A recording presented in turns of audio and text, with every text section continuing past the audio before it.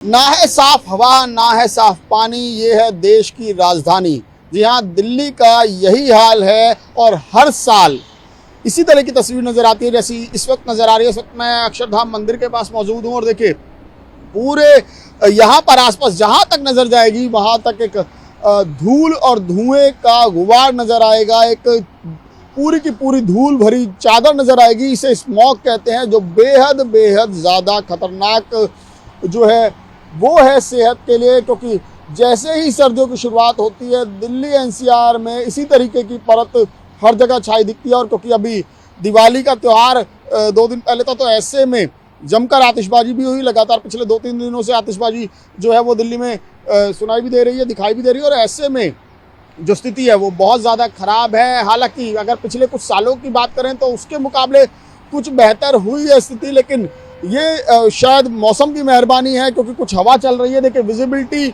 है अभी भी, लेकिन सुबह के करीब 7 बजने वाले हैं और देखिए किस तरीके से अभी भी लोगों को अपनी गाड़ियों की लाइट जलाकर चलना पड़ रहा है। तो ये सबसे अहम बात यही है कि इस हवा में सांस लेने से बहुत ज़्यादा दिक्कतें हो सकती हैं। डॉक्टर्स लगातार इस तरह की बात को लेकर चेताते रहे हैं। और दिल्ली का अगर बात करें तो हर साल दिल्ली में जो पोल्यूशन का स्तर है, प्रदूषण का स्तर है, वो इसी तरीके से रहता है। इस वक्त करीब 300 के आसपास इस वक्त भी बना हुआ है।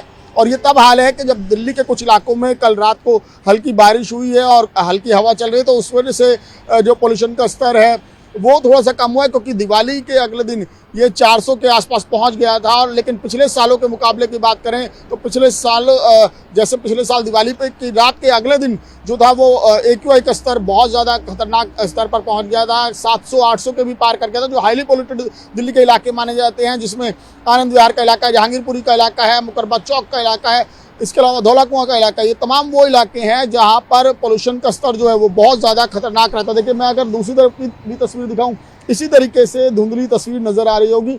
और इसको लेकर, स्थिति को लेकर लगातार डॉक्टर जो है वो चेतावनी देते रहते हैं कि ऐसे में खासकर वो लोग जिनको सांस संबंधित बीमारियां हैं वो सावधानी बरतें। साथ ही छोटे बच्चों के लिए भी ये हवा जो है बहुत खतरनाक है। एक स्टडी भी हुई थी जिसमें ये कहा गया था कि दिल्ली एनसीआर में रहने वाले लोगों की उम्र तकरीबन 8 से 10 साल तक उन लोगों से कम मापी गई जो लोग हिल स्टेशंस पर रहते हैं, यानी कि जो साफ हवा में सांस लेते हैं। क्योंकि दिल्ली एनसीआर में पिछले कई सालों से अमूमन यही स्थिति रही है। और इस दौरान तमाम सरकारों को देखा गया, चाहे कांग्रेस पार्टी की सरकार रही हो, आम आदमी पार्टी की सरकार रही हो, अब बीजेपी की सरकार है, हर किसी ने दावे किए, वादे किए कि, और प्रमुख एजेंडा हर किसी का यही रहा कि दिल्ली में पॉल्यूशन जो है वो खत्म करेंगे। लेकिन साल दर साल बीतते चले गए, तस्वीर नहीं बदली। संजय सिंह के साथ में कौशिक, न्यूज़ 24 दिल्ली।